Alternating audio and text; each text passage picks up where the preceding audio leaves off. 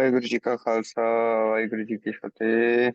ਇੱਕ ਓੰਕਾਰ ਸਤਨਾਮ ਕਰਤਾ ਪੁਰਖ ਨਿਰਭਉ ਨਿਰਵੈਰ ਅਕਾਲ ਮੂਰਤ ਅਜੂਨੀ ਸੈਭੰ ਗੁਰ ਪ੍ਰਸਾਦ ਜਪ ਆਦਿ ਸੱਚ ਜੁਗਾਦਿ ਸੱਚ ਹੈ ਵੀ ਸੱਚ ਨਾਨਕ ਹੋਸੀ ਵੀ ਸੱਚ ਗੋਬਿੰਦੇ ਮੁਕੰਦੇ ਉਦਾਰੇ ਅਪਾਰੇ ਹਰੀਅੰ ਕਰੀਅੰ ਨਾਮੇ ਅਕਾਮੇ ਗੋਬਿੰਦੇ ਮੁਕੰਦੇ ਉਦਾਰੇ ਅਪਾਰੇ ਹਰੀਅੰ ਕਰੀਅੰ ਨਾਮੇ ਅਕਾਮੇ। हाँ जी। ਸਵਈਆ ਧਰ ਮਾਨਵ ਦੇਹ ਸੋ ਭਾਰਤ ਖੰਡੈ ਕਾਹਿਤ ਭੋਗਣ ਮੈਂ ਲਲਚਾਹੀ। हाँ जी, 9 खंडों में जो सबसे श्रेष्ठ खंड है भारत खंड, उस ऐसी पुनर्भूमि में मानव देह को का जन्म हुए और इसके लिए भोगों में, इसलिए मैं इन सब में ललचाता हूँ कि बार बार मेरा जो शरीर है वो भारत खंड में ही जन्म ले। जग दूर तजो गजबाज रथादिक माहे विभूत कछु सुख नाही। हाँ, इस संसार से अपना जो लालसा है, हाथी घोड़े इन सब आदिक में, इन सारी दौलतों को छोड़ दो, क्योंकि इस संपत्ति में कोई भी सुख को प्राप्त नहीं होगे। ਇਹ ਲੋਕ ਪ੍ਰਲੋਕ ਸੋ ਸੰਗ ਚੱਲੈ ਇਕ ਧਰਮ ਕੋ ਸੰਚ ਧਰੋਂ ਉਰਮਾਹੀ। हाँ, इस लोक और परलोक में जो साथ चलता है, ऐसे धर्म को तुम एकत्रित करो। संचय मतलब एकत्रित करो और अपने हृदय में इनको धार के रखो। अब और न बात कहाँ कहिए रघुबीर विभूत तजी छित माही। हाँ, अब और दूसरी क्या ही बात कर सकते हैं हम। रघुवीर श्री रामचंद्र जी ने भी एक क्षण में सारी की सारी अपनी संपत्ति जो थी वो त्याग दी थी और वनवास के लिए चले गए थे।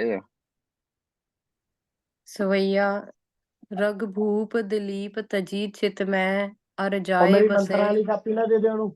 सो तपो बन माही। हाँ जी, रघु भूप दिलीप तजी सन में। रघु राजे के जो बेटे हुए हैं दिलीप, उन्होंने भी एक क्षण में अपने सारे राजभाग को त्याग के वन में जाके तपस्या शुरू कर दी थी।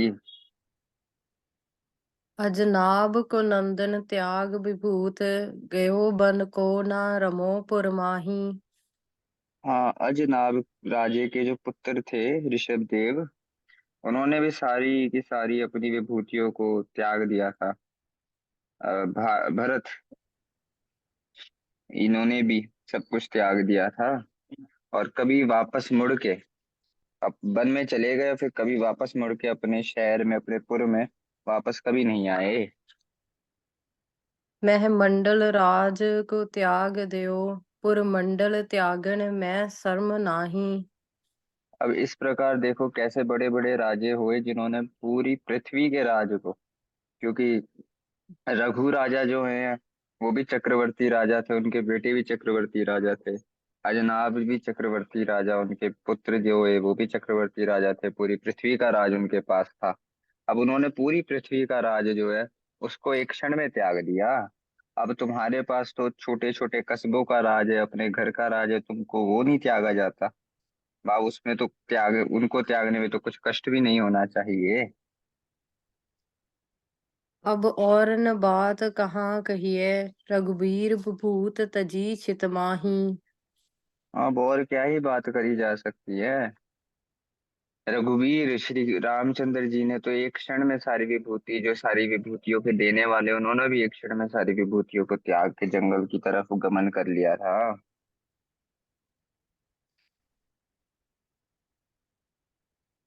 हाँ जी अगे कर दो। ओ मिस्त्री है कापी ले जाओ। वीर जी म्यूट कर लो रणजीत सिंह जी। सवैया बनीता सुत राज विभूतन में निज देसन में शुभ वेसन माही। अब स्त्री वनिता मतलब स्त्री सुत बेटा राज, राज की विभूतियां, इनमें निज देशन में शुभ वेशन माई, अपने खुद के देश में खूब अच्छे अच्छे लिबासों में होना। जी। गजदंत गजदंत पलंग सो मंदिर में बहु बिंजन और पटंबर माही। गज दंत हाथी के दांत के पलंग हों, सेज हों घर में, मन निज अपने मंदिर में अपने महल में। बहु व्यंजन और पटंबर माही, खूब प्रकार के बेंत प्रकार के व्यंजन भोजन हो, और खूब रेशमी कपड़े वस्त्र आदि सब घर में हों। सुख जो पिखिए थिर नाहि रहो, एह होर तजे बुध जा जग माही। अब इसमें जो कुछ भी सुख देख रहे हो ये स्थिर नहीं है, ये तो इम्परमानेंट सुख है। ये सब खत्म हो जाएगा, ये परमानेंट सुख नहीं है, नाशवंत है। इसको देख करके मनुष्य इनका मोह त्याग दे। इनको देखते ही हेर तजे बुधिया जगमाई, इनका त्याग दे और अपनी बुद्ध को इस संसार से, जो बुद्धिमान कहा वही कहा जाएगा मनुष्य जो इस संसार में रहकर इन सब के मोह को त्याग देता है। अब और न बात कहाँ कहिए, रघुबीर विभूत तजी चित्त माही। तो और बात तो क्या ही कही जा सकती है, श्री रामचंद्र जी ने भी एक क्षण में सारी अपनी विभूतियों को त्याग दिया था।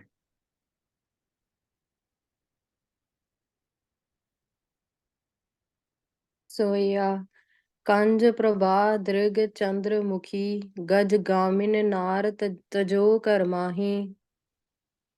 भर्तरी जैसे राजे हुए, जिनकी स्त्रियों की आंखें जो थीं वो कमल की तरह सुंदर थीं, चंद्र की तरह तेजमय उनके मुख थे, और हाथी की तरह उनकी मस्त चाल होती थी। ऐसी नारियों को भी उन्होंने त्याग दिया। भर्तरी जैसे राजे और अनेक ऐसे राजे हुए। कौन रंगीन समेत तजे, सब भोग बिलास हुते कर माही। इतना ही नहीं कि सिर्फ स्त्रियों को त्याग दिया, रंगीन अपने भवनों को, जो खूब सुंदर इनके महल थे वो महल भी इन्होंने त्याग दिए। उसके साथ साथ जो भी भोग विलास इन महलों में था उनका, वो सब उन्होंने त्याग दिया। तन वही पव पीतर जो, तन धार महा तपसा निर्बाही। हाँ, वही धन्य है इस संसार के अंदर, जिसने ये तन को, इस शरीर को धारण करके खूब बड़ा तपस्या करी, खूब बड़े तप करे, नाम को जपा, भक्ति करी, वही इस संसार में धनता जोग है, धन्य है। अब और न बात कहाँ कहिए, रघुबीर विभूत तजी छित माही। और बात हम क्या ही करें जब श्री रामचंद्र जी ने भी विभूतियों को एक क्षण में त्याग दिया। सोया जो चतुरानन के सुत चार, गही ना विभूत रमे हर माही। हाँ, वो चतुरानन श्री ब्रह्मा जी, इनके सुत चार, इनके जो चार पुत्र हुए, सनक सनंदन सनातन सनत कुमार, ये चार पुत्र जो इनके हुए, उन उन्होंने विभूतियों में, माया में नहीं अपने आप को रखा। अपना जो चित्त था उन्होंने श्री हरि जी के चरणों में लगा दिया। 5 साल के बच्चे हो रहे और वो उसी अवस्था में, अद्भुत अवस्था में रहते हैं आज भी वो, ऐसे ही विचरण करते हैं, नाम के को जपते रहते हैं, और उसी अवस्था में वो हमेशा ही हरि का ध्यान करते रहते हैं। यद्यप है हर पूरन ते, अब लो रत है शुभ संतन माही। हाँ, पर यद्यपि भले ही वो आप हरिपूर्ण हैं, वो आप हरि में पूर्ण पूर्ण रूप से हरि में समाये हुए हैं, आप तो हरि का रूप हैं। उनमें और हरि में कोई भेद नहीं है, उनमें और वाहिगुरु में कोई भेद नहीं है। फिर भी उनका जो, उनकी जो रति है, उनका जो प्रेम है, वो हमेशा संतों के चरणों में लगा रहता है, सत्संग में लगा रहता है। जहाँ जाते हैं वो सत्संग को खोजते हैं कि कहीं पे बैठ के सत्संग मिल जाए।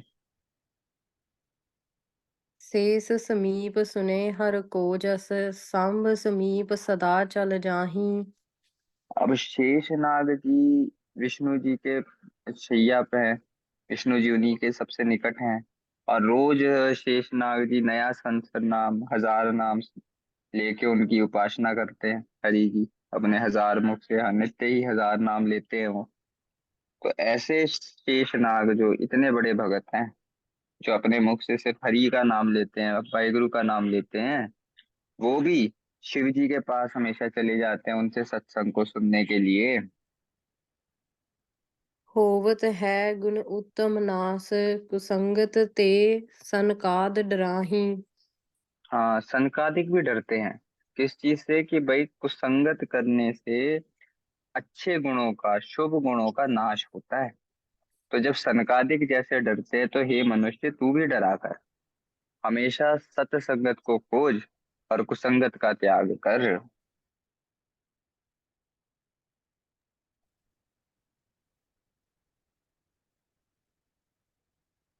दोहरा। आन जीव की क्या कथा, जो सनकाद डराहे।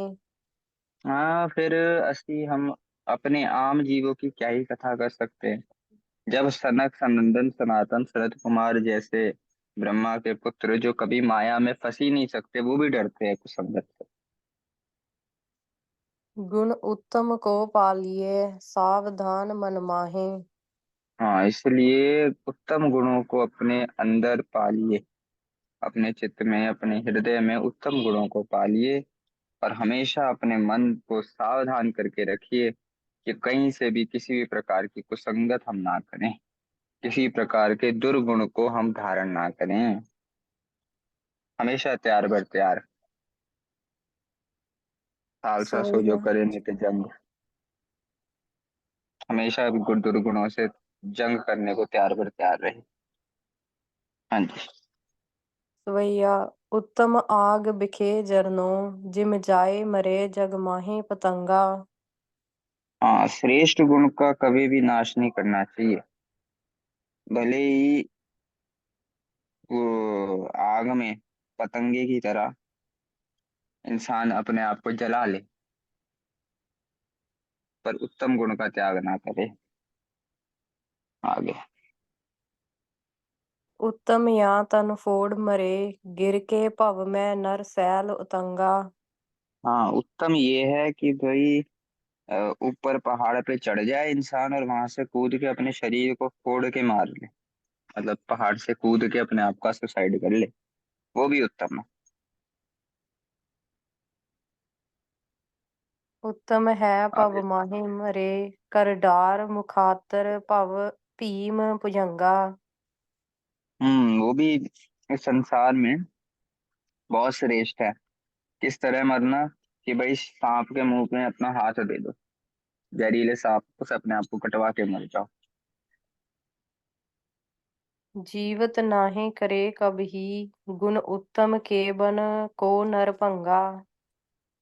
हाँ, अपने श्रेष्ठ गुणों को भंग करके, नाश करके कभी भी जीना स्वीकार ना करे इंसान। मतलब मरना स्वीकार कर लगे, पर कभी भी अपने गुणों को त्याग कर जीना स्वीकार ना करे। अब इधर आग में जल के मरना भी बहुत दर्दनाक मौत होती है। ऊपर से कूद के गिर के मरना भी बहुत दर्दनाक मौत है। और सांप से कटवा के मरना भी, जहर से मरना भी बहुत बहुत ही भयानक मौत है। इतनी भयानक मौतों को भी स्वीकार कर लगे, पर कभी भी अपने गुणों को त्याग कर इस संसार में जीने के लिए इस चीज को कभी भी स्वीकार ना करें। हाँ जी। दोहरा। गुण मार्ग सुधे चलो, खल निंदा डर डार। इस करके श्रेष्ठ गुणों के रास्ते के ऊपर चलो। विद खल खल निंदा कछ। डर, खल निंदा डर डार। अवगुणों के बल से, अवगुणों के बल से अलग होके चलो, रहित होके चलो। और मूर्ख मनुष्य, मनुष्य द्वारा तो निंदा होनी ही है, तो उसके डर को तो त्याग दो। बिद खल कछ ऐसे रचे गुण को दोख उचार। पिताते ने मूर्खों के ऐसा मूर्खों को बनाया है कि वो गुण में भी दोष निकाल देते हैं। तो इसलिए उन मूर्खों का डर ना रखो कि दुनिया क्या कहेगी आगे। जी नेक्स्ट। सवैया सेव करो तो कहें कुछ चाहत, नाहे नाह करो तो कहें डिठ ताई। अब मूर्खों की चाल कैसी है। अब सेवा करता है कोई तो कहते हैं भाई पक्का ये कुछ चाहता होगा, इसकी कोई लालसा होगी इसलिए सेवा कर रहा है, गुलामी कर रहा है। अब ना करे अगर कोई सेवा तो कहता है बहुत ढीठ है, बड़ा बेसमझ है, ये तो किसी की सेवा ही नहीं करता। पानी नहीं मैं पासो बनी यार। एक कम सिंह जी, एक मिनट म्यूट कर लीजिए।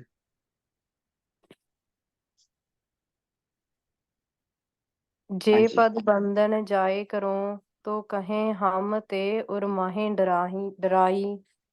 हाँ, अब किसी का आदर मान देने के लिए किसी के चरणों पे नमस्कार कर दे तो कहते हैं कि भाई हाँ देखो, हमसे डरता है इसलिए आके देखो सीधा पैर पड़ गया। नाहीं करो तो कहें यह मूर्ख, बिरध अवृद्ध की सार न काई। अब ना करो तो कहते हैं देखो कितना मूर्ख है, ऐसे तो यही नहीं पता बड़े बुड्ढों का, बड़े बुड्ढे लोगों की सेवा कैसे करते हैं, उनकी खैर खबर कैसे ली जाती है, उनकी उनका सत्कार कैसे किया जाता है। जानत है जनकात्म जापत, और कहूँ अब काहे सुनाई। हाँ, मेरे हृदय की तो जानते ही हैं श्री जनक आत्मजा के पति, जनक आत्मजा सीता जी, जनक की आत्मज बेटी, उनके पति श्री रामचंद्र जी, वो जानते ही हैं सब कुछ, मेरे अंदर की सारी बात को। फिर अब मैं और किसी को क्या ही कह के बताऊं। जिसको जानना चाहिए वो तो सब पहले से ही जानता है। इसलिए अब मैं, उनको वो सब जानते हैं इसलिए मैं और किसी को कुछ बोलता ही नहीं।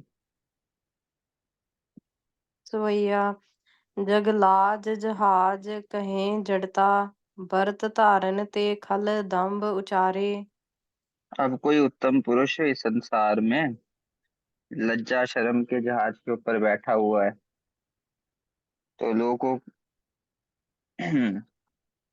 तो लोग कहते हैं कि भाई ये देखो ये इंसान तो धर्म नियमों को पालन कर रहा है। जो बंदा इधर लाज को रखता है तो कहते हैं जड़ मनुष्य है, मूर्ख मनुष्य है। और जो व्रत धारण करता है, मतलब अपने धर्म के हिसाब से जो कुछ भी नियम होते हैं, मर्यादा होती है, उसको धारण करता है तो कहते हैं पाखंडी है, ये दंभ करता है।